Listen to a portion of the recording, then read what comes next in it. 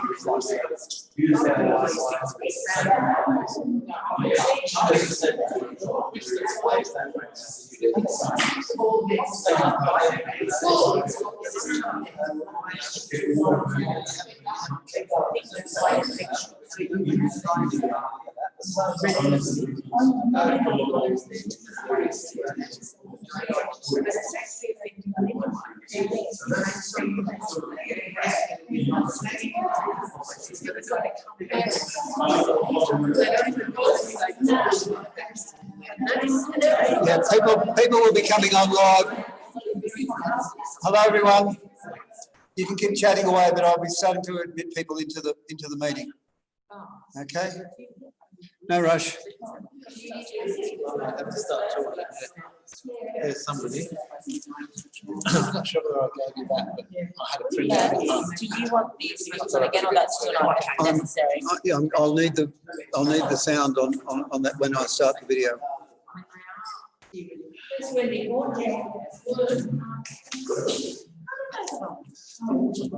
Hi, Wendy. Do you want to know before I go? Hi, Elton. Who's that? Yeah, we'll just leave everybody muted for a little while till we get a few more people on. Can you hear me? Okay. Where are we? Mute my audio, no? Should be able to hear me. Okay, there you go, Elton. How are you going? Good, thanks. Good. Yeah, you can unmute yourself to say hello. Unmute. Okay, you're muted. No, you're Yeah, I muted. may have the sound turned right down on my computer. Yeah. Hi, Elton. All right. So when we start, you want me to jump in the middle of the screen? There you are. Okay.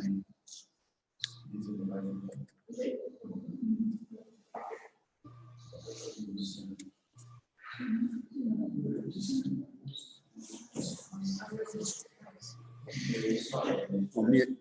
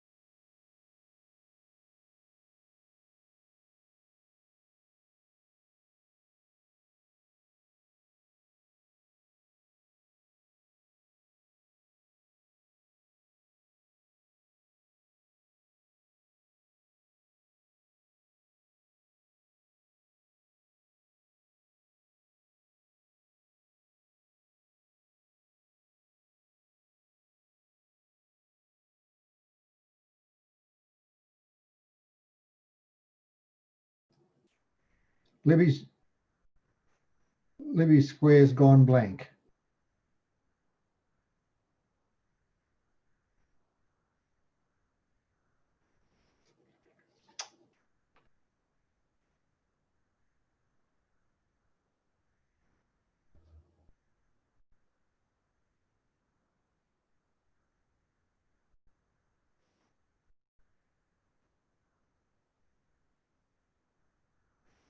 Oh, gone. Come back.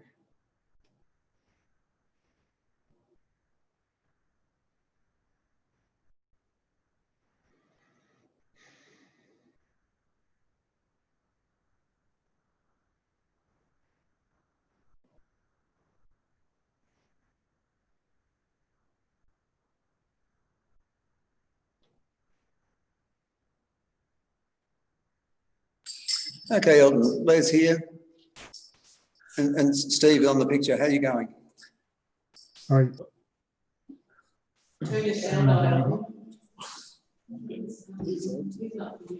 Sure, he's not muted. There you go, Alden, we can see you. You can see me, yeah, that's fine. Thank you. Yeah, I must have my speakers turned on. I can see you, Wendy.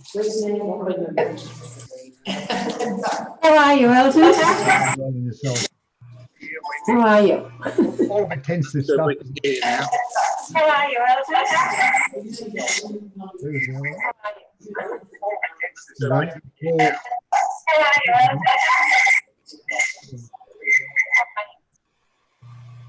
And I got speaking view, gallery view.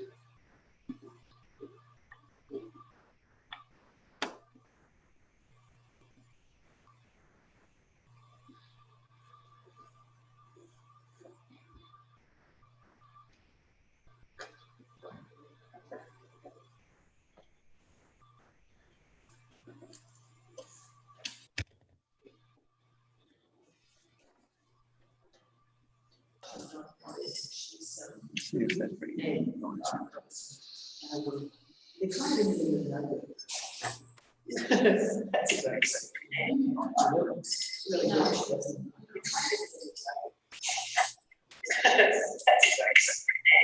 I would have expected more people to have logged in by now.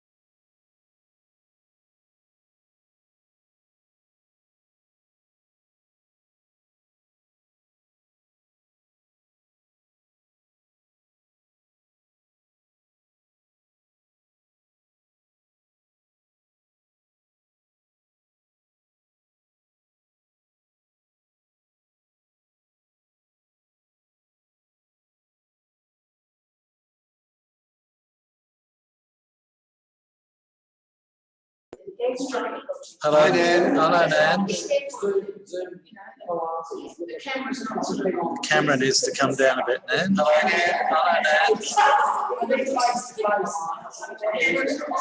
Camera needs to come down a bit, Nan. Hello, Nan. Hi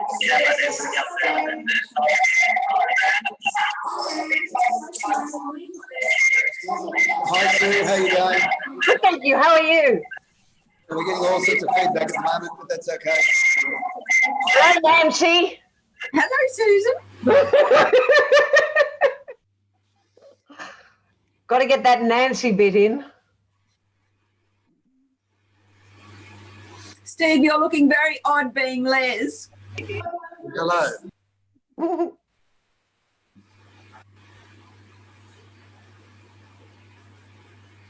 Who's sitting here? There's your mate. Hello, Les.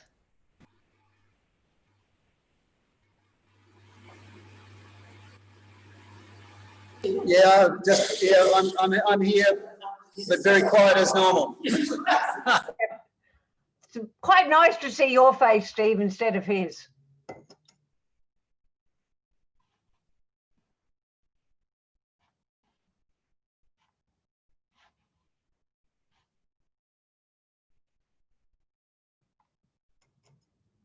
We're just waiting for a few more people to log on. We'll be starting at 6 o'clock.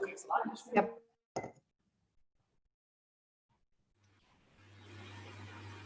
How many have you got?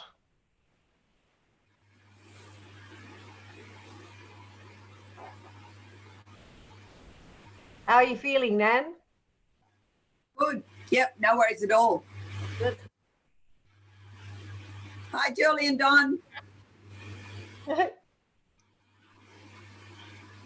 I'm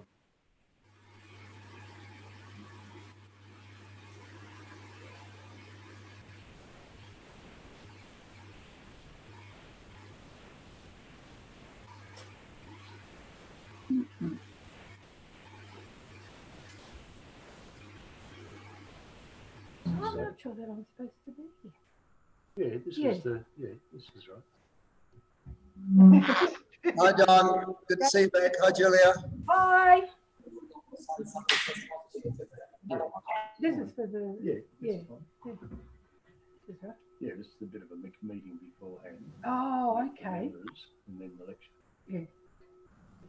Okay, I think I've got to Expand, go to the expand. middle one. This one? Yeah. Yeah.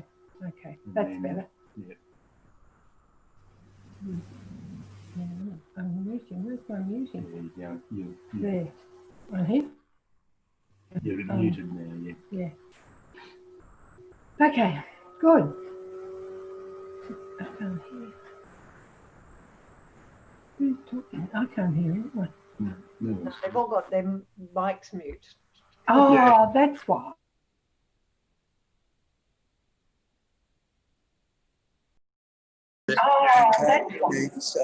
Okay, everybody. Hey everyone. Good afternoon, everybody. Hopefully you can hear me and see me clearly. Good afternoon, everybody. Hopefully you can hear me and see me clearly. Good afternoon, everybody. Hopefully you can see me clearly. Might have been better. Good afternoon, everybody. Right, that's better. Well, thank you all for joining us online this afternoon. We are here at the New England Regional Art Museum in Armidale, and my thanks particularly to Rachel Parsons, who's a member of our committee, for making the venue available to us for this meeting this evening. I'll just ask Les to scan the camera around the room so you can see who is here. We have our committee members, Les and Libby, who will be well known to some of you, not all of you. Jane Gow, Tom O'Connor, our treasurer, Jim and Robin Reid, Penny Moyes, Jenny Forge, Rachel Parsons, who I've mentioned. And we've just had a great online committee meeting with Julia and Don Hardman and Graham Fordham joining us online. But I'd especially like to welcome this afternoon to this online event, Sue Drummond, who's the chairman of the National Association of ADFAS, who's joining us from up in Brisbane, COVID-free Brisbane, or relatively COVID-free Queensland. Great to have you with us, Sue. And also Nan Robertson from Adewolomombi, who chairs the National Lecturers Committee and of course is well known to all of us because she's on our association here in Armidale and has done such a fabulous job with the video lectures we've all been enjoying, and one of which we're going to be enjoying very shortly. Before I continue, I'd just like to ask Sue if she would like to say a few words just as National Chair to our folk down here in Armidale. Right. Hi, everybody. It's lovely to see you all on screen tonight. And can you hear me? Am I right? Yep. Okay. That's it. Yep. Okay. Yeah, as you heard, I live in Brisbane, and as such, I can't cross the border to visit you because if I did, I would have to spend 2 weeks in self-funded quarantine. As such, I can't cross the border to visit you because I would have to spend 2 weeks in self-funded quarantine. Rachel. As such, I can't cross the border to visit you because I would have to spend 2 weeks in self-funded quarantine. As such, I can't cross the border to visit you. Oh no! What's going on?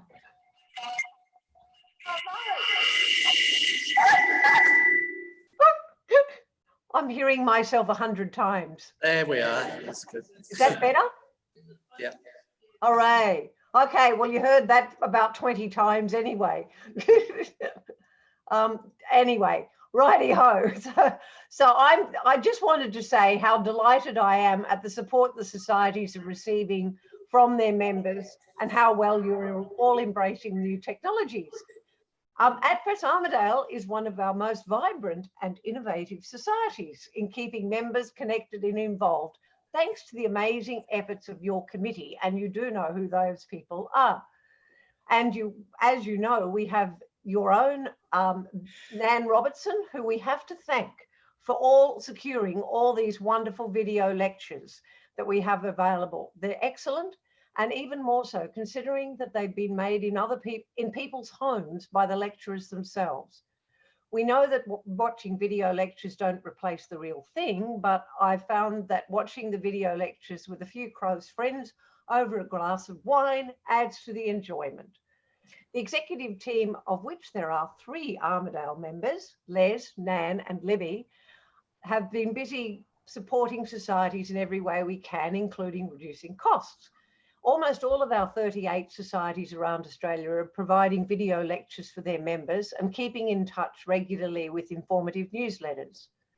We've just launched our new National ADFAS Insights newsletter, which will now be sent quarterly to keep members informed of ADFAS activities Australia-wide. Our social media presence has grown enormously, and we're in the process of working on more offerings from our website. So do watch this space. It's a very challenging time for all societies with the uncertainty that COVID presents. So I thank you all very much for your support of ADFAS Armidale and hope that you will continue to support the society and its philanthropic endeavours in young arts and Patricia Robertson Fund into the future. I hope you enjoyed tonight's lecture and have a wonderful celebration when all this is over. Okay, that's me.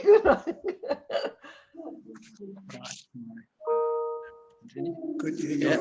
Thank you very much. Obviously not. Yeah.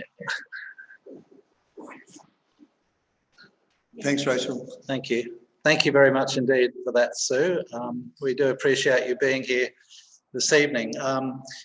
It's certainly the case that 2020 has been an unprecedented year, and as a society going forward, of course, no one can predict with any certainty how life is going to pan out, and that includes ADFAS operations. It seems for us in Armidale, it seems like an eternity ago that we were gathered at the Armidale School to hear Catherine Wallace talk about the Newland School of Painters in Cornwall. That was back in March, and since then, of course, the world's been turned upside down. But it's great, as we've already said a couple of times, to have been able to offer almost all of our membership these wonderful video alternatives for the intervening period. And we certainly received great feedback locally about the quality and availability of those lectures. I just thought before we start with Caroline Shenton's lecture tonight, I would update you briefly on some of the things the committee's been doing this afternoon. And obviously a major focus in that has been our plans for 2021, which would include resuming face-to-face lectures as soon as it is safe to do that. And we are hoping we may be able to have a live lecture at UNE in November for our AGM, more of which anon.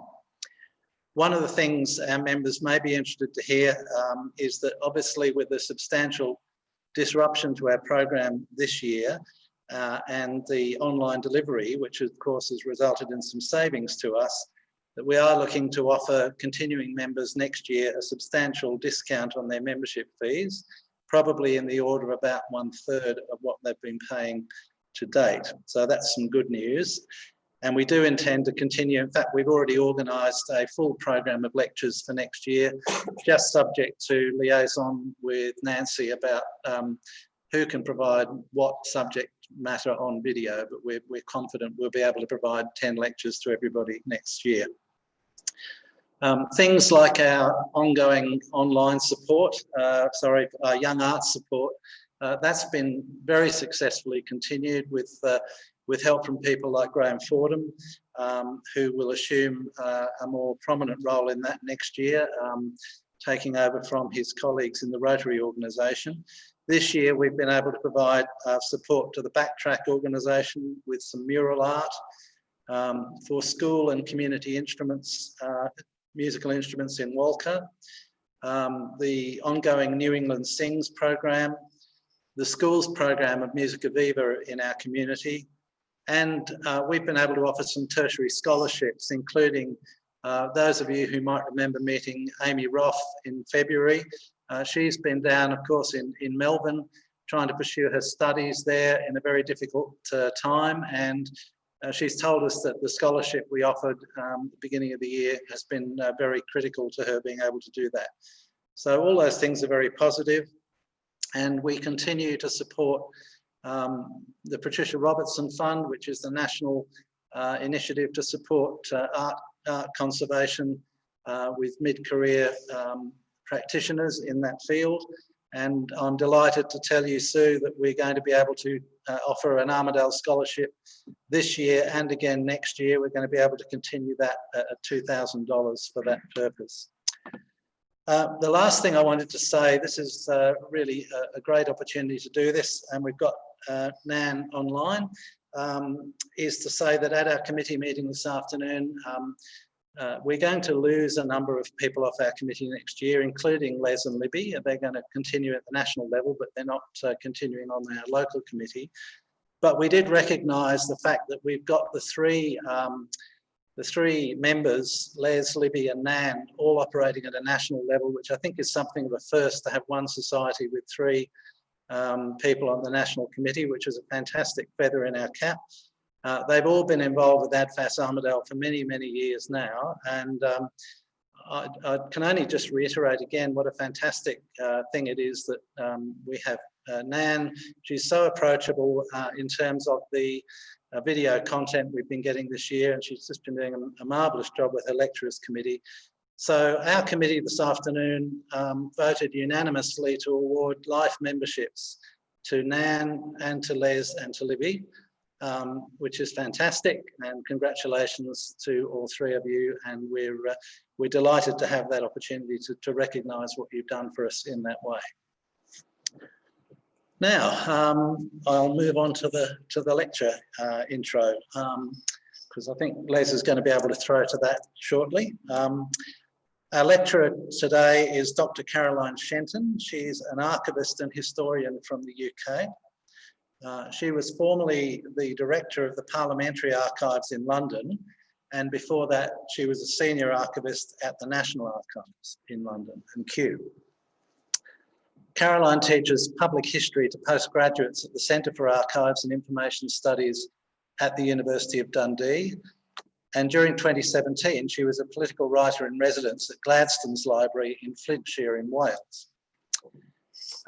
She's written several books. The first very popular book called The Day Parliament Burned Down won the Political Book of the Year award in 2013. And then she followed that up with a related and highly acclaimed sequel called Mr. Barry's War, about the rebuilding of the Palace of Westminster.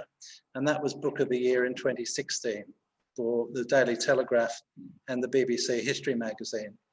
Those are the two books that we offered as this month's book prizes, and I'm pleased to announce they were won by our members Anthea Duncan and Marcella O'Connor.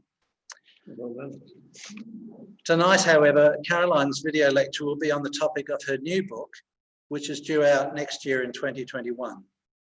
This is the gripping and sometimes hilarious story of how a band of heroic curators and eccentric custodians saved Britain's national heritage during World War II. She's likened her account to Downton Abbey meets the Monuments Men, a moment from British history when an unlikely coalition of mild-mannered civil servants, social oddballs and metropolitan aesthetes became the front line in the heritage war against Hitler. With a cast of characters who could have stepped out of an Ealing comedy, this is the tale of unsung and unlikely heroes during the museum world's finest hour. The interwoven lives of ordinary people who kept calm and carried on in the most extraordinary circumstances in their efforts to save a nation's historic artworks for future generations. So I hope you'll enjoy Packing Up the Nation, presented by Dr. Caroline Shenton. Thank you. Please.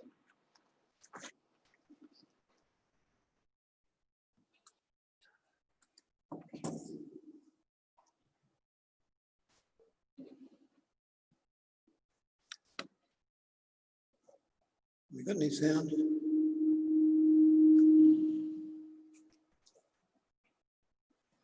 Yeah, don't worry, I'll find it. Got the sound turned off down there. Give it over to Kill.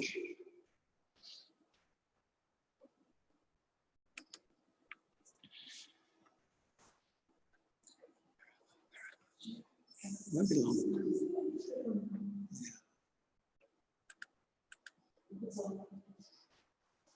Yeah, I've got to kill the other microphone.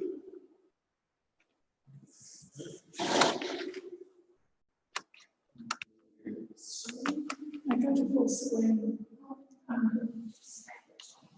No, Picking Up the Nation. Come down. See the full screen. Yeah, but I've got to kill this screen. We'll just start again.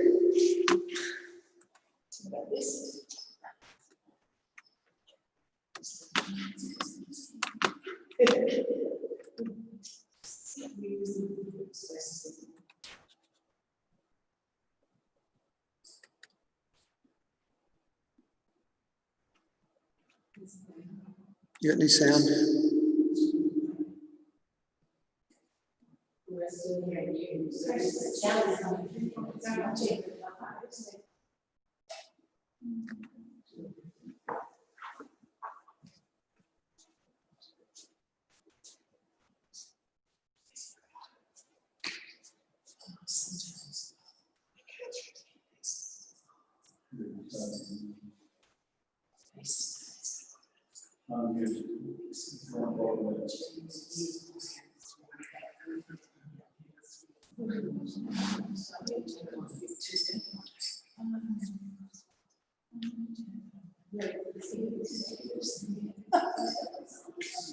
Do you think my son will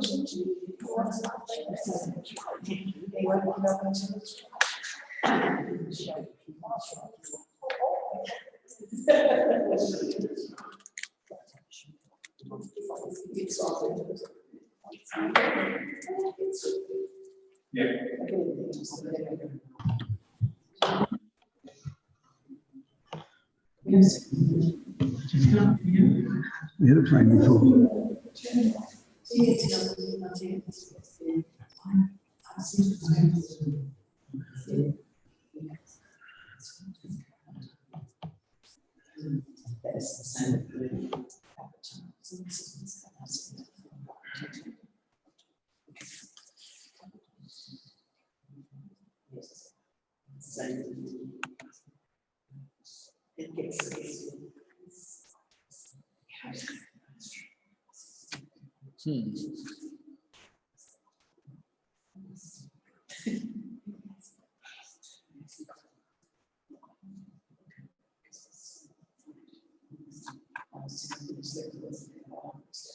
Why are you using two laptops to do this? Because should be just using the one. Maybe that's right.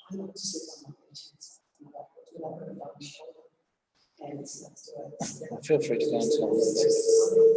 Feel free to go and tell me.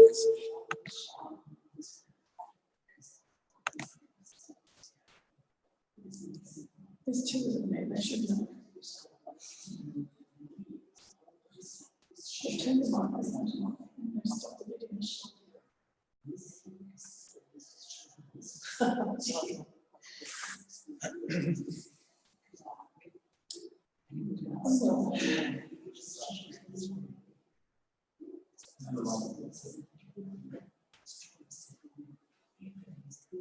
Yes.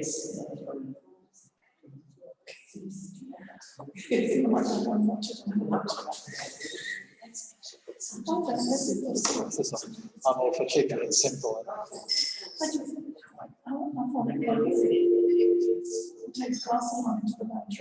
Given that we've only got about 7 people online, it's pretty easy to do. So given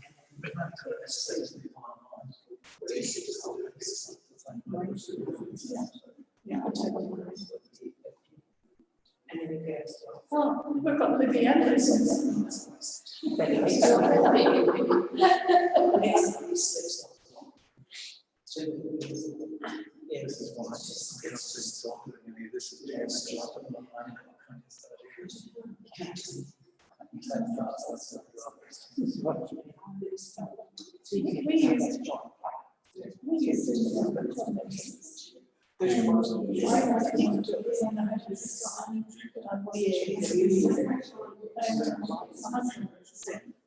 easy, just do this, yes. And then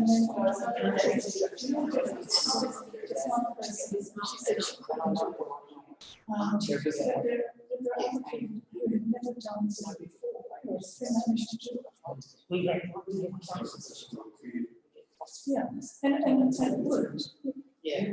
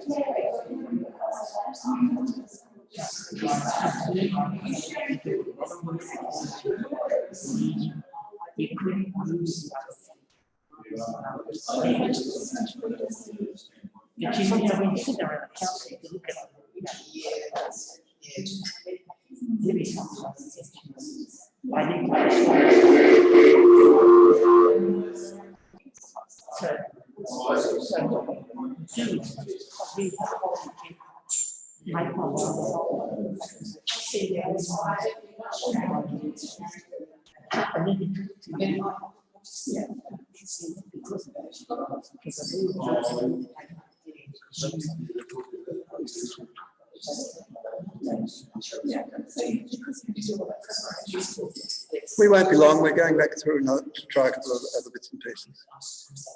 Do you need to use two laptops? Here we go. Okay, now it'll work.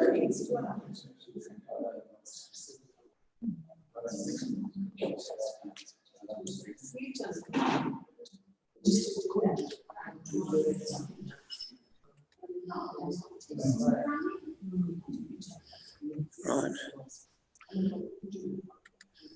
Okay.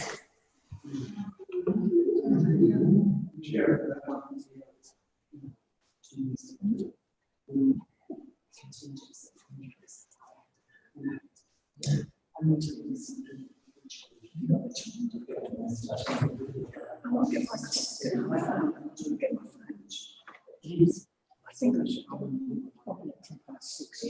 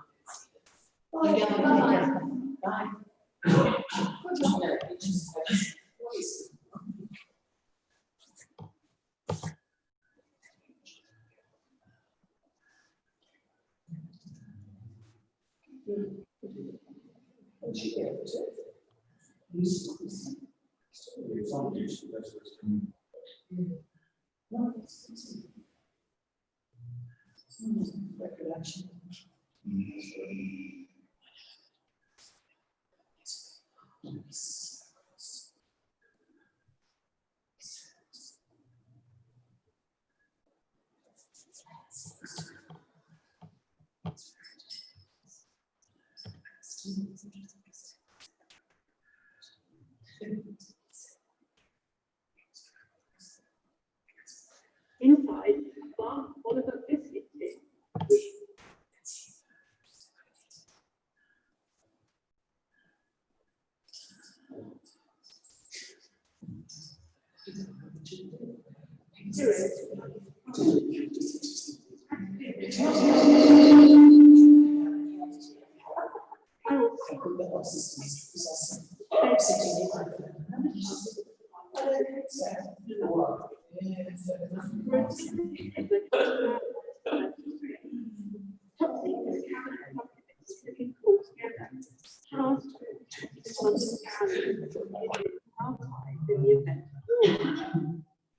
Over the next year, each institution prepared covert plans.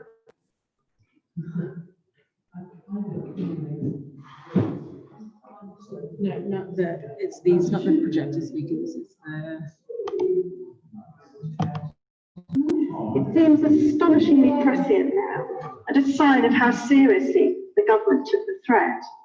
In particular, the generation which survived the First World War expected low-flying Zeppelin-style bombing attacks on the capital as soon as war was declared, combined with showers of poison gas. After that initial flurry of activity, however, the national institutions ceased work.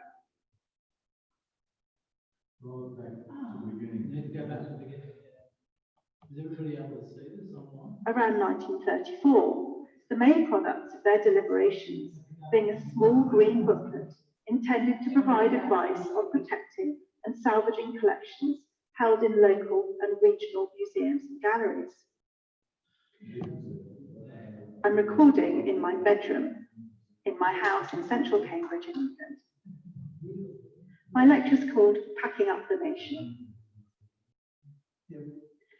We are all perhaps tempted to wonder what we might have done in the war, and many of you will have memories of what your parents, grandparents, and other relatives did. As a professional archivist, I sometimes think that rather being a land girl or a wren, I might have ended up in the Ministry of Information or even filing at Bletchley Park. But best of all, I hope I might have done something similar to what I've come to talk to you about today. On the 1st of September 1939, the same day that Hitler marched into Poland, Operation Pied Piper mobilised across Britain. 1.5 million children and vulnerable adults from London and other major cities were moved by rail to safety in the countryside, and their story is well known. But there is another mass evacuation story that needs to be told. At the height of the late summer heatwave of 1939, the time had finally come for the men and women of London's art world to mobilise themselves and dispatch what they could of their collections to safety in a gigantic but secret effort to save the nation's heritage. As it turned out, these forgotten heroes from London's cultural institutions had to do this not once, but twice over the next 3 years, as peril stalked them across the country, the stakes got higher, and the chances of survival became even slimmer. For as soon as Hitler came to power in 1933, a top-secret cabinet subcommittee had been called together, tasked with protecting London's galleries, museums and archives in the event of war. Over the next year, each institution prepared covert plans of how to hide the country's most precious paintings, sculpture, decorative arts, historic records and museum objects in the case of a Nazi invasion. It seems astonishingly prescient now and a sign of how seriously the government took the threat. In particular, the generation which survived the First World War expected low-flying Zeppelin-style bombing attacks on the capital as soon as war was declared, combined with showers of poison gas. After that initial flurry of activity, however, the national institutions ceased work around 1934, the main product of their deliberations being a small green booklet intended to provide advice on protecting and salvaging collections held in local and regional museums and galleries. But the signs grew increasingly clear as the years wore on. The ridiculing and destruction of so-called degenerate art was a central policy of the Nazis in the late 1930s and was observable from this side of the Channel. Degenerate was a very wide term and was the subject of the notorious 1937 exhibition in Berlin, Entartete Kunst. Anything non-figurative or which was unclear, ambiguous, metaphorical, or which distorted the human body in Western art from Expressionism onwards was included. Even some Impressionist art fell into this category. Non-Western art in general, plus anything that smacked of Bolshevism, mental illness, homosexuality, decadence, racial impurity, sexual ambivalence, or was created by an artist with any of those perceived characteristics, was overtly targeted. Works by Picasso, Kandinsky, Mondrian, Chagall, Van Gogh, as well as a host of German artists, were all suspect. London curators also witnessed what was happening in the art capitals of Europe and the confiscation or illegal sale of Jewish-owned masterpieces by the Nazis at infamous auctions in Frankfurt and Zurich concentrated the attention of the men and women who were planning the protection of London's collections, and with them, the country's identity and historical memory. They watched with a growing sense of dread. Picasso's sensational painting Guernica then seared one possible fate of their collection on their minds in the most terrible way when it was exhibited in London in 1939. For the curators charged with such an overwhelming task, a number of them Jewish or of Jewish origin themselves, or who were German émigrés, the prospect of evacuating their collections was as terrifying as if they were sending away their own children. For many of them, the danger was at their shoulders as they gradually heard news of the fate of friends, family, and professional contacts on the continent. It's easy with hindsight to think that the art and museum collections of London were never really under threat at all. But at the time, there were very real fears, of which bombing was only the most obvious. If invasion occurred, which it seemed very likely would happen during the summer of 1940, then confiscation, sale, looting, or deliberate destruction of collections would be certain. And as time wore on as well, a final peril emerged, and perhaps it seemed one just as bad as destruction.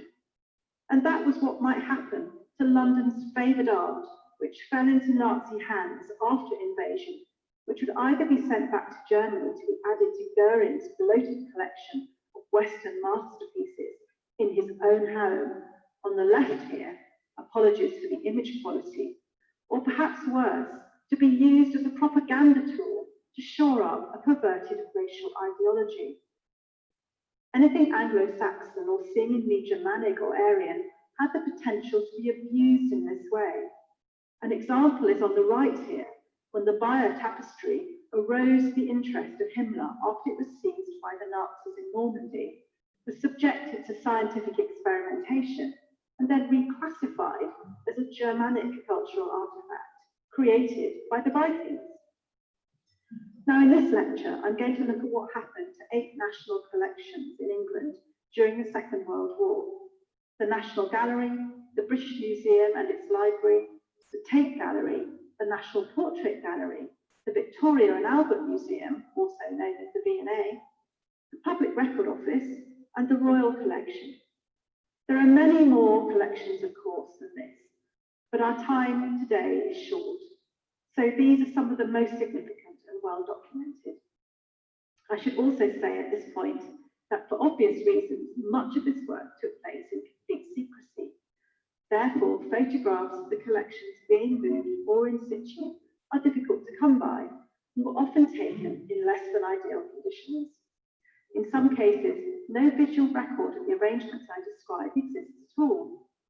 Although some institutions took photographs for their own internal purposes, and the National Gallery, for example, collaborated with the Ministry of Information, in some cases, the only record they have is from newspaper images published after the war of originals which have now disappeared. I therefore apologise in advance for the quality of a small handful of the slides I'm going to show you and ask for your forbearance. Above all, however, what follows is a tale of national treasures, not just in terms of the collections, but also in terms of those who protected them.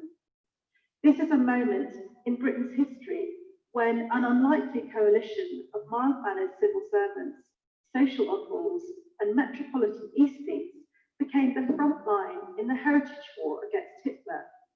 These people, curators, conservators, and custodians alike, were often those who had never quite fitted into peacetime society, square pegs in round holes, in other words. Figures of fun or targets of suspicion at work, and often uncomfortable in their surroundings, now they stepped out of the shadows, keeping calm and carrying on in the most extraordinary of circumstances in their efforts to save the nation's historic identity. So first of all, let's take a look at the National Gallery. Ian Rawlins, its chief scientific officer, loved trains. There was nothing he liked more than to spend hours peering short-sightedly through railway timetables and memorising the routes of tracks and freight across the country and working out which junctions led where. Other aspects of his personality and behaviour mean that today we might recognise in him an autistic spectrum disorder of some kind, but at the time he was regarded simply as eccentric. A balding and bespectacled chemist, he was regarded by elegant patrician and extremely wealthy Kenneth Clark, director of the National Gallery, as a faintly absurd figure, and certainly the most boring man he'd ever met. But arch nerd Rawlins, whose daytime job was as the man in charge of the gallery's conservation laboratories, was about to become the first of our unlikely wartime heroes. Clark had already ruled out using country houses in the home counties, as many of his fellow museum directors had decided on, and had instead fixed on North Wales as providing, it seemed to him, as the best protection far away from enemy aircraft and their devastating bombs. In fact, the National Gallery was hit 9 times during the Blitz, so this was a very wise move indeed. On the 2nd of September 1939, Martin Davis, confirmed bachelor and the gallery's deputy director, and the German-educated Rawlins stayed up throughout a swelteringly hot night to see the entirety of the gallery's holdings, some 2,000 of the world's best paintings, including its Holbeins, Old Masters and Impressionists, removed on their detailed instructions from the building in Trafalgar Square. Deframed, crated up and buffered by thick cloth and paper wrappings, 2,000 paintings sped through the night towards Crewe, packed onto 6 trains bristling with armed guards, specially commissioned and adapted by Rawlins, enabling the gallery's holdings to get to storage at Bangor University in the north of Wales, the National Library of Wales at Aberystwyth on the west coast of Wales, and Carnarvon Castle, which was between the two, in complete secrecy. After a great struggle, the 2 men had even managed to find somewhere with large enough doors to swallow Van Dyck's famous equestrian portrait, of Charles I whole, namely the great slate millionaire's house, Penryn, built on Jamaican slave money and by Welsh miners. Davies breathed a sigh of relief. He was reclusive and a loner, known to dry martini to his colleagues, a donnish figure who shuffled around London, always with a string bag full of oranges on his arm, his head full of cataloguing at Italian old masters. All seemed set for him to spend the rest of the war motoring at leisure between those three locations when he could get a petrol allowance, undertaking a detailed catalogue of his favourite works and far from Kenneth Clark, whom he loathed. How wrong he was. Neither man suspected that within a year, all their plans would be turned upside down and a frantic search for a new safe house would begin again. Now let's move on to the British Museum. In his 1952 novel Men at Arms, Evelyn Waugh satirised the experience of the owners of English country houses where collections were evacuated during the war. Believing that receiving museum evacuees would result in more constables and turners to adorn their ancestral piles, rather than the flea-ridden and incontinent children of the East End of London, or regiments of boisterous squaddies learning to shoot or practicing tank manoeuvres in their landscape parks, much to their dismay, they ended up with giant wooden crates of ancient Middle Eastern sculpture from the British Museum, which filled their best rooms from floor to ceiling and were distinctly unglamorous. And this, in fact, was pretty close to what actually happened in 1939. And here you can see a sketch of some British Museum collections stored at Woughton, a wonderful stately home in Northamptonshire, which is in the South Midlands of England. In real life, the British Museum's director, a man called John Forsyth, seemed an unpromising person to be heading its operations. He was nearing retirement when war broke out and had always been regarded as a hugely pompous underachiever, something of which is captured in his official portrait here. Among staff, he was unpopular, sharp-tongued, and blamed for the scandal which had engulfed the museum in the 1930s, when the Elgin, properly Parthenon marbles, had suffered a disastrous cleaning regime that permanently damaged them, adding yet another chapter to their controversial history. Yet war seems to have set free Forsyth from his former mediocrity. His autocratic style was perfect for leading the museum's evacuations to Boughton and Drayton House, also in Northamptonshire, and into the Aldwych underground tube tunnels, including the marbles themselves. Here you can see an image of them being manoeuvred underground into one of the station platforms.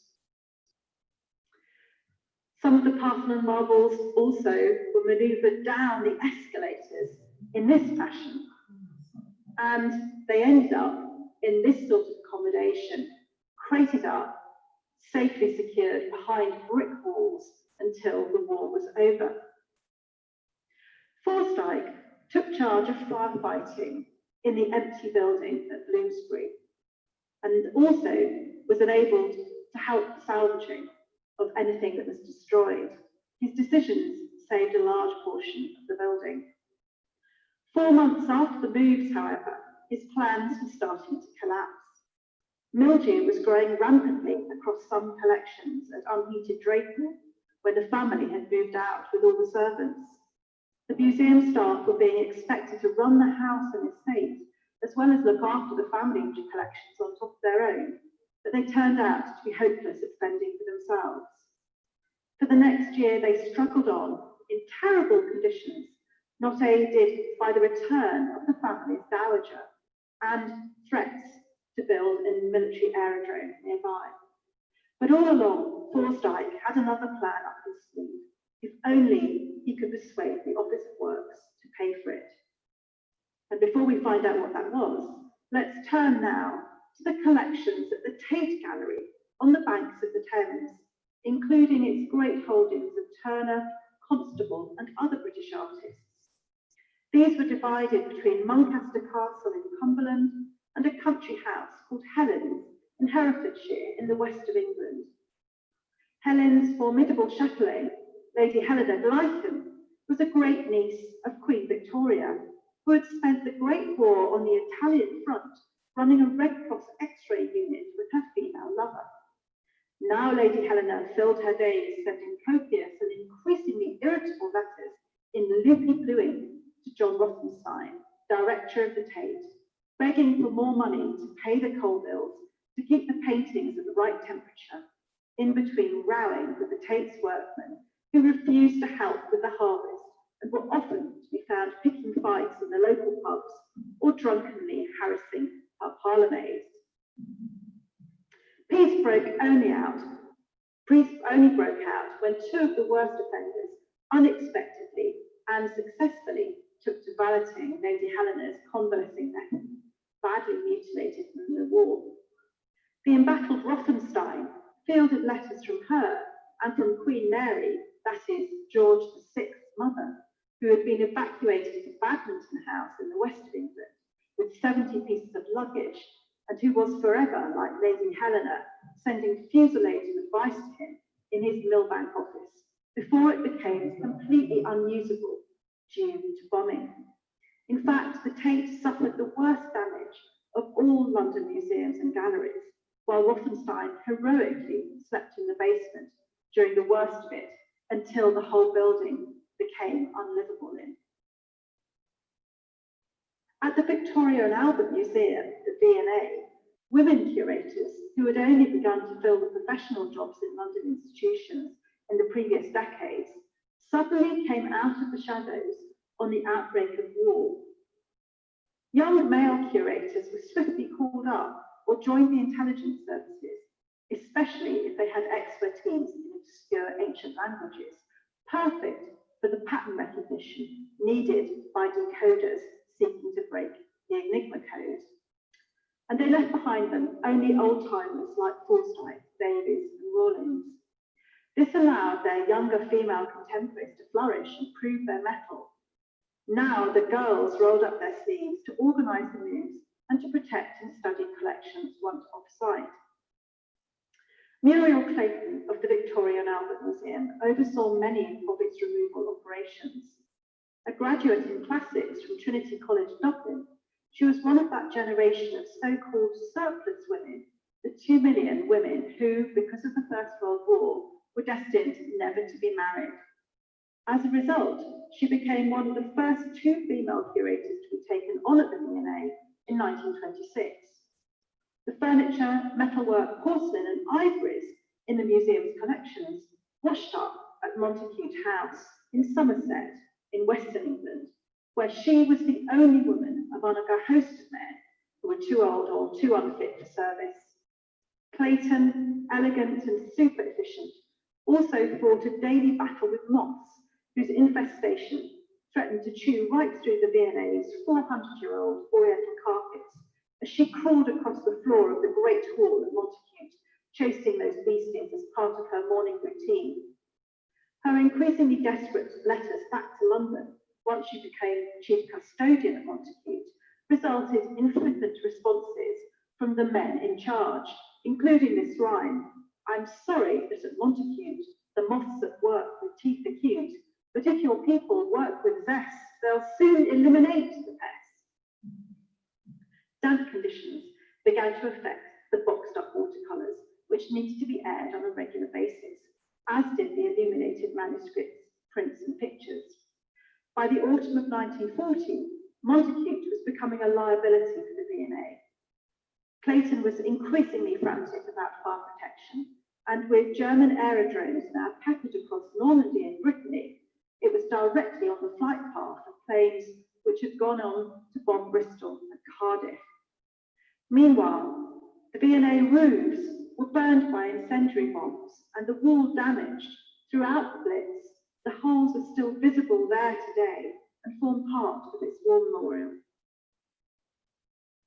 At the Public Record Office in Chancery Lane, where I began my career as an archivist, the Assistant Keeper of Public Records, Hilary Jenkinson, defying the instructions from on high for a short list of treasures, and to the anger of his boss, drew up a huge list of hundreds of priority collections at the time of the Munich crisis in 1938, covering half the entire National Archive holdings, including Doomsday Book and one of the 4 surviving 1215 originals of Magna Carta.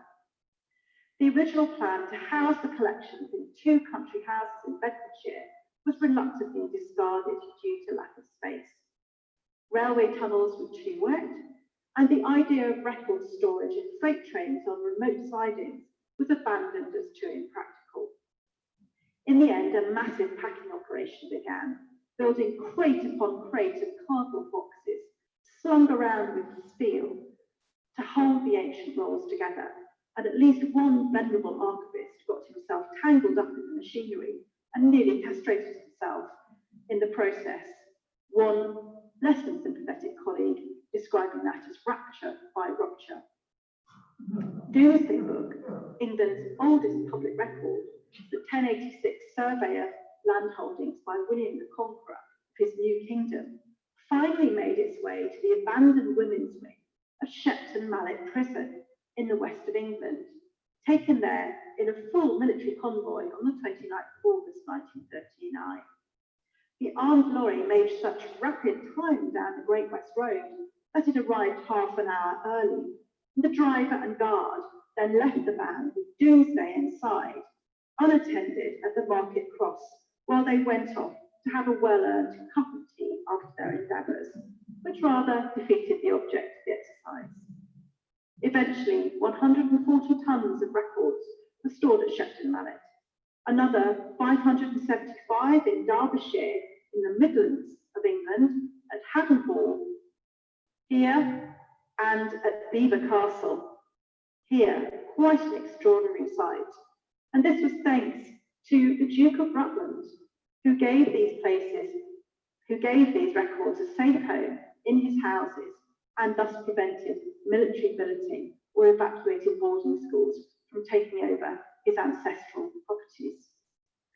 Rutland was also a member of the Historical Manuscripts Commission and was made an honorary curator of public records to enable him to act as the resident in charge in his own castle in accordance with government rules.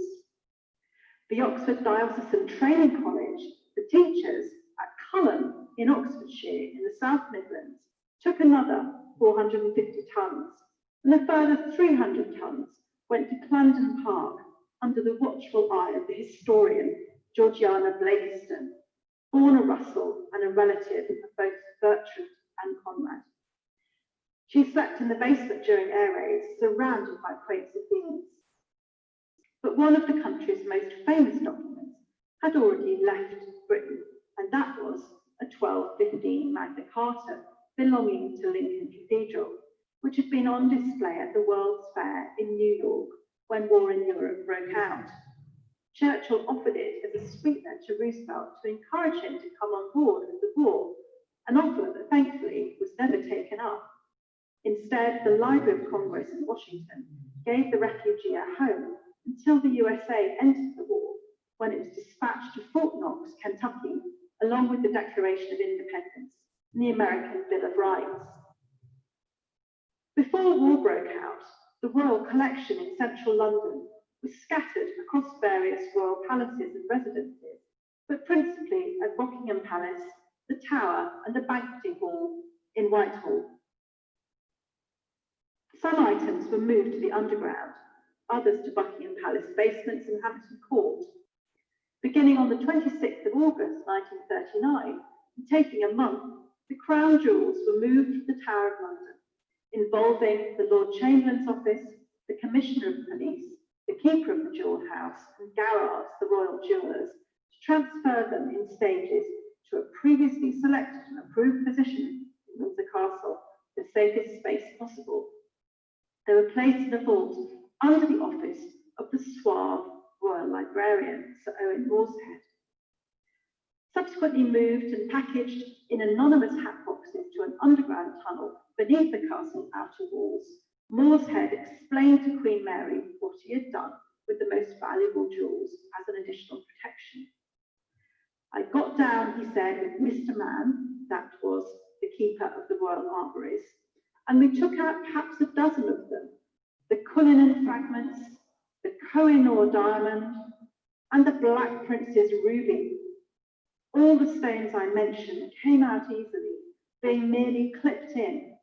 These stones I wrapped in cotton wool and placed inside a tall glass preserving jar with a screw top and rubber washer, placing in it a note signed by the king to say that it had been done at his personal direction and that it was at his wish, that nobody had been told. I then packed the glass jar inside a Bath Oliver biscuit tin, which fitted it to perfection, and sealed the tube with surgical tape. That tin is at present with the crown jewels which are under my key. Nobody has any particular reason to apprehend the Germans would ever succeed in raiding so far into the country as this, but at the same time it's only sensible to prepare. In such a case, the roads might become congested. The crown jewels are bulky and heavy, and the lorry containing them might not be able to get along. This tin is easily portable, betrays no indication of its contents, is easily disposed of at the shortest notice, even buried or sunk, and it contains the nucleus for a new set of crown jewels, if the worst should come to the worst, which God forbid, as I think he will. While most of the precious paintings at Windsor were placed in a castle vault, the Holbeins and the small Van Dycks, but there were two huge canvases by Van Dyck, Charles I with Monsieur Saint-Antoine, and Charles I and his two eldest children, that were much too big to move into the basement, so they were taken to a stateroom without windows to protect them from flowing frying glass. The great portraits by Thomas Lawrence in the Waterloo Chamber of Windsor of the victorious Allied monarchs, statesmen, and military commanders who had defeated Napoleon in 1815, here photographed in happier times, were taken down and stood round the walls and covered with old carpet to save them from being cut if some of the glass fell through the roof. Then, less than a year later, everything changed. That initial fleet to the countryside was followed by the retreat of the defeated British Expeditionary Force from Dunkirk in late May 1940, from where they were plucked to safety by a miraculous rescue operation. It was a huge shock for the British people. Only a few dozen miles now separated England from occupied France. An invasion seemed almost inevitable. Collections evacuated of home counties were no longer safe, and by the summer it was becoming clear a new peril from the air placed them in severe jeopardy. Unless a permanent solution could be found, the paintings would perish as surely as if they had been directly targeted by Berlin. There were suggestions that collections be shipped to Canada to prevent them falling into the hands of the Wehrmacht in the event of a successful invasion on the south coast of England. But transport across the Atlantic in convoy by sea held its own dangers in the form of enemy submarines. In the end, Churchill ordered, hide them in caves and cellars, but not one picture shall leave this island. A second desperate new search was now on for new homes for many of the refugees before they fell to the enemy, as the danger rose again for our hero curators, and the chances of finding a safe haven for their precious collections looked increasingly unlikely. Once the Blitz of London began in September 1940, fears arose about another national treasure in a different royal palace. That was the banqueting house ceiling in the Palace of Whitehall, one of Rubens' greatest masterpieces. It was made up of 9 painted and gilded compartments in the manner of Baroque ceilings, commissioned by Charles I in 1629. Its centrepiece was the apotheosis of James I, showing Charles's father lifted into heaven by justice, flanked by piety and religion, and about to receive a triumphal laurel wreath, a celebration of the divine right of the Stuart kings. Surrounding the central painting were 8 other panels depicting James's achievements, the union of the English and Scottish crowns, peace and plenty, reason overcoming discord, a abundance triumphing over avarice, and the defeats of rebellion and envy.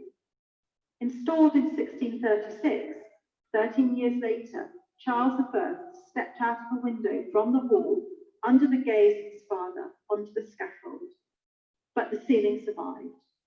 As part of its pre-war planning, the Office of Works had decided to protect it on site, that the canvases themselves had been glued firmly to their plywood backing at the beginning of the 20th century.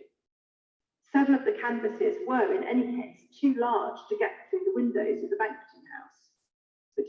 But desperate times now required desperate measures. Whitehall was coming under sustained bombardment every night, the centrepiece of government in London. There was only one thing for it: to cut along the canvas joints and plywood to get the Rubens out. In total, 21 sawn-up sections of the ceiling were passed through the window and onto a Pickford's lorry, which travelled to and from Hall Barn near Beaconsfield in Buckinghamshire to the west of London, to where the Wallace collection had also been evacuated.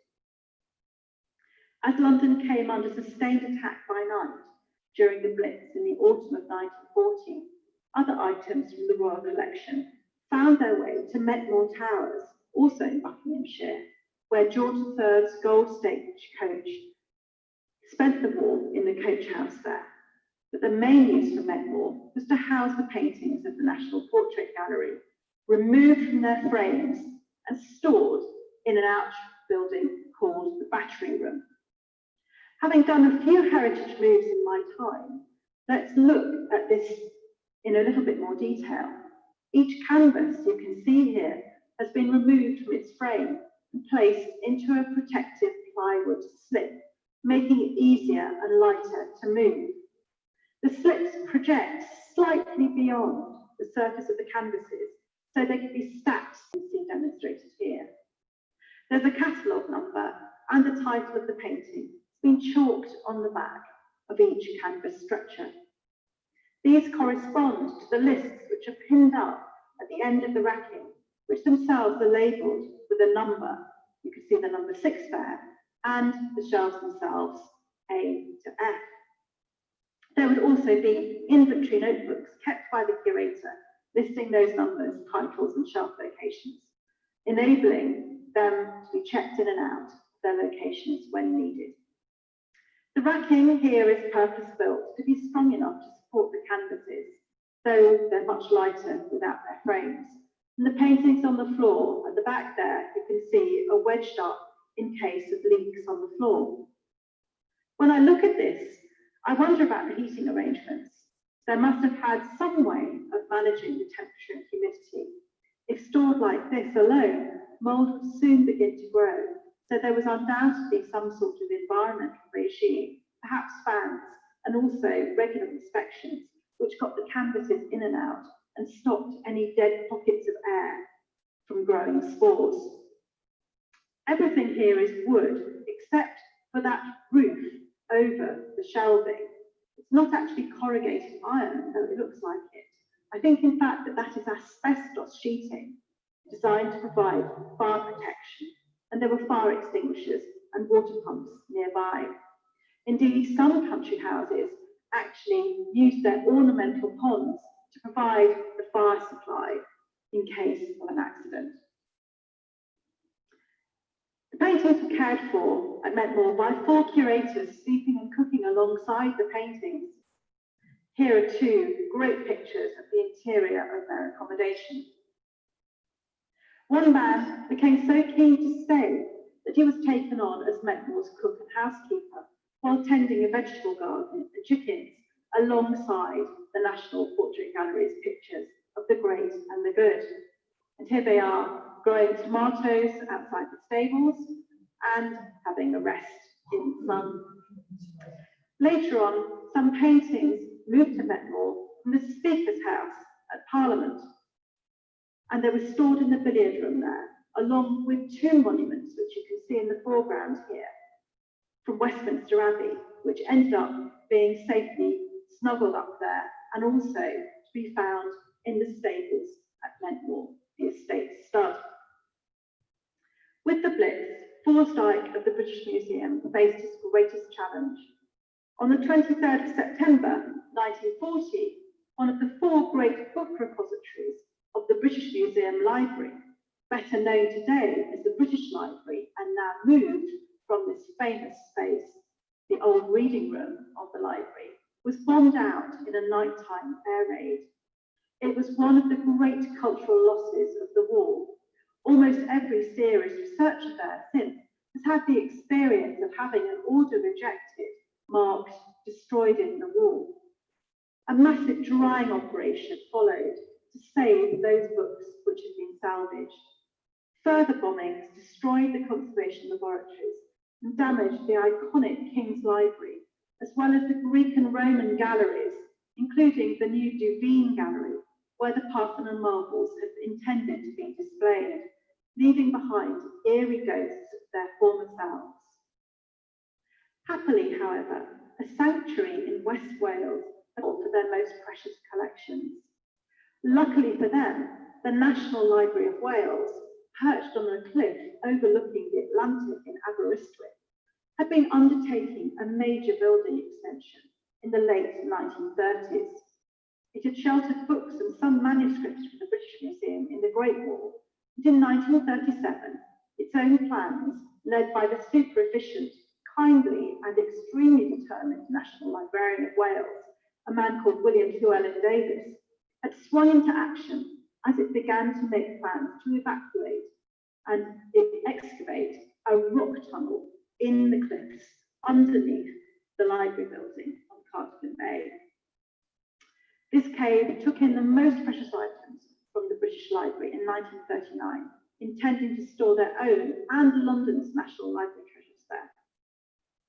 And this was the original plan for the underground tunnel under that cliff, a horseshoe-shaped arrangement of which half would be occupied by the National Library and half by the British Museum Library.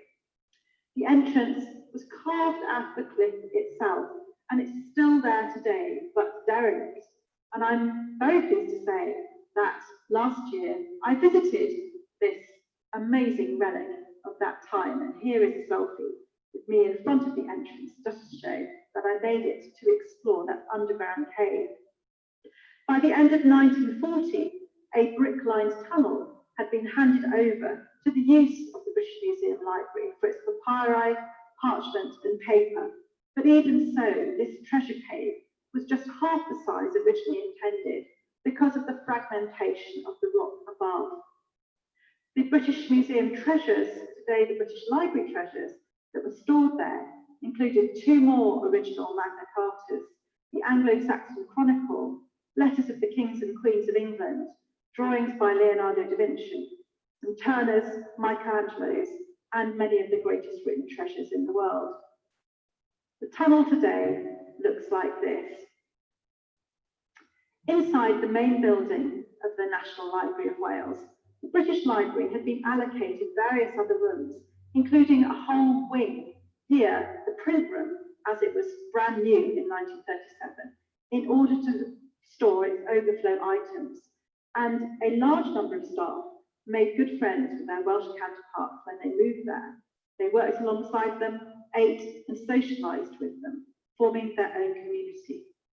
Essentially, the British Library took over about a third of the National Library of Wales for its special collections in an amazing act of generosity by the Welsh. In total, an extraordinary 100 tons of books were stored there, with their curator, the fearsomely scholarly first-generation German immigrant, Victor Scholderer, who was then over 60, sleeping in the cave alongside his beloved incunables to ensure that the air conditioning kept working. Victor, incidentally, like a number of museum curators and evacuee custodians, was later discovered to have been on the Gestapo death list, a list of individuals to be rounded up and sent to the camps if the Nazis invaded. The National Gallery, too, had also occupied part of the National Library of Wales, and its exhibition gallery was filled with 1,000 paintings and nearly 100 boxes of books, with some items from the royal collection also going there as well. Late in 1940, Martin Davis and Rawlins finally found what they thought would be the perfect safe house for the National Gallery's treasure, a gigantic slate mine deep inside Manod Moor, a mountain in the centre of Snowdonia, the great northwest Wales range of mountains, and a fantastic area of myth and parkland. In parallel, Forsyth had found an ideal underground vault hole at Westwood Quarry in Somerset for the British Museum. Work began immediately to make both ready. In Snowdonia, 5,000 tonnes of rock was blasted out of the mine to make the entrance tunnel wide enough to get the National Gallery pictures in. Rails were laid and generators moved in. Then brick sheds with controlled temperature and humidity were installed inside the vast caverns to house it all, 1,700 feet above sea level. The National Gallery's collection above ground in the north of Wales was moved to this new sanctuary under the mountains. Loaded in on railway vans, the containers were then transported by rail to Blaenau Festiniog, slate mining town, and unloaded onto vans which were driven up to the mountain and into the entrance tunnel. The pictures were unloaded onto smaller special wagons, pushed by men onto the rails into the depths of the mountain towards the brick sheds, and then unloaded into the environmentally controlled sheds, which had been racked up with specialist shelving. The Blaenau Festiniog Railway stopped 4 miles short of Manod. Once the National Gallery pictures made it that far in the summer of 1941, they faced a winding 4-mile journey on the back of those lorries to reach the mine entrance.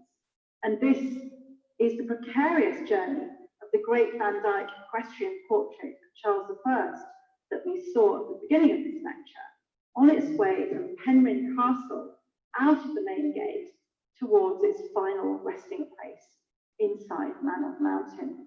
So here it is exiting the gate at Penrhyn in the so-called elephant case on the back of a lorry. It had to negotiate this bridge. This is what the bridge looks like today. As you can see, it's very low and there's a very sharp bend on the other side. And amazingly, a photograph was taken of what it was like to try and maneuver the elephant case through. Here it is. It made it with just inches to spare, thanks to Rawlins' planning. And as you can see, they had to dig out the road underneath it to get the van through. Then it trundled its way slowly up the mountain pathway, all the way to the top, up to the slate quarry, and finally finding its way to the entrance. And all of these manoeuvres were organised by these 3 men. Rawlins is on the left there in the raincoat with the briefcase. On the right is Martin Davis with his extraordinary sou'wester hat. And in the middle is Mr. Vaughan, who was the quarry manager, who was their partner in this extraordinary enterprise. By 1942, everything was secured. Every so often, Kenneth Clark would swoop in to see how things were going and recalled how Mr. Holder, the conservator here, over his shoulder, he is photographed, observing some restoration work in progress, was so revived by his work at Manod that he gave up the drink he'd always been inclined then to turn to in moments of stress. Despite 2 major rockfalls during their time there, the National Gallery's collection emerged into the sunlight virtually unscathed in 1945. Westwood Quarry in the Mendip near Bath in the west of England had 25,000 square feet to house the contents of the British Museum at Boughton and Drayton, and also the contents of the V&A that were at Montacute. The space was fitted out, waterproofed and installed with boilers and dehumidifiers in an impressive 6 months, and the museum's collections were once again shifted in under the watchful eye of Muriel Clayton. They then were joined by the National Portrait Gallery, which also moved itself from Mentor. Inside the quarry, the fitted out areas were perfect for storage. Here you can see one of the custodians checking a hygrometer there to make sure that the water vapour in the air is not excessive. And a photograph here from the British Museum, the insecticidal spraying the ethnic textile collections to make sure that moths and other bugs didn't destroy them while they were underground. Technical problems plagued this site for the next year, but at least everything was kept secure. Queen Mary came to expect. Among the British Museum's treasures there were the extraordinary Anglo-Saxon burial cord from Sutton Hoo, excavated only months before the war, and having seen daylight for a short time after centuries in the earth, it found itself once again stashed underground. So, was it all worth it? Of course it was. Most items started to be returned to London between D-Day and VE Day in 1945, but some remained in the underground tunnels of London, particularly some British Museum items, until well into the late 1940s, by which time alarm about the Soviet Union and the potential for a nuclear war brought the issue of underground storage once more into the minds of London's museum and gallery directors. Happily, this never needed to be invoked. Apart from a few scratches and bangs, there were few casualties and all returned to London safely, though a handful of items were later arriving than others when mislaid in their Welsh homes. A less happy example of what could happen to collections that were not properly cared for was the fate of the Archives of Parliament, where I used to be director. While the treasure items were stored safely at the Bodleian Library in Oxford, the less valuable ended up in a stately home in Hampshire, including tens of thousands of parchment rolls of Acts of Parliament, only to return back covered in mould and mildew, which took years to remove and was still causing problems at the start of this century. All the collections returned to a changed world. They had escaped the fate of those collections which remained behind in London bombed buildings. Here, for example, at Holland House in Kensington.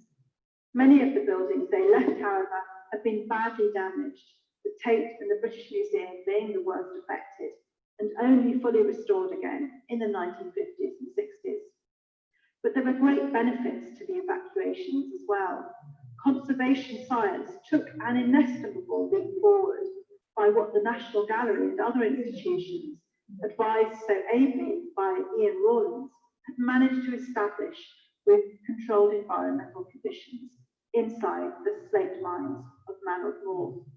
Today's international standards for heritage storage are based on conditions established there for organic material, and naturally they've been updated in modern times. And what became of some of those people I've mentioned? Kenneth Clarke, of course, went on to great fame as a TV art historian and cultural eminence grise. Martin Davis took his place some decades later as director of the National Gallery himself. Many, such as William Llewellyn Davis of the National Library of Wales and Ian Rawlins, were given civilian honours or knighthoods for their part in the story. Hilary Jenkinson of the Public Record Office even became a monument man, from 1943 becoming the archive expert, helping Allied forces to protect historic record collections as they liberated Italy and then went on to invade Austria and Germany. And you may be pleased to know that that selfless woman, Muriel Clayton, finally found true love, marrying the air raid warden for Montacute at the age of 46 at the end of the war. Overall, therefore, this is a story of secret triumph, a celebration of the dedication of the curators, librarians and archivists fighting for the lives of their collections, and a reminder that even the most unlikely people have a part to play in wartime. To paraphrase Milton, they also serve who only curate and wait. I will leave you with one final relic of these days, very badly photographed, I'm afraid. At Westwood Quarry in the Mendips, Cyril Gadd, the British Museum's keeper of Egyptian and Assyrian antiquities, arranged for this plaque to be installed, written in ancient cuneiform lettering, when the British Museum departed. It reads, In the land of our Lord, 1942, the 6th year of George, King of all lands, in that year, everything precious, the works of all the craftsmen from which palaces and temples were sent out, in order that by fire or attack by an evil enemy they might not be lost, into this cave under the earth, a place of security, an abode of peace, we brought them down and set them. It is still there today in the darkness. Thank you very much for listening, and I hope that you enjoyed this talk. Bye-bye. Stay safe.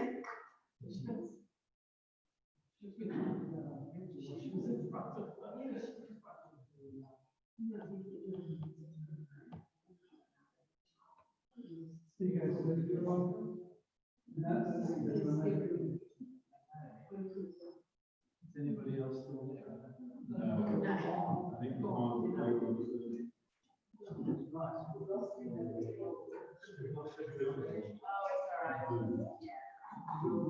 Hi everyone.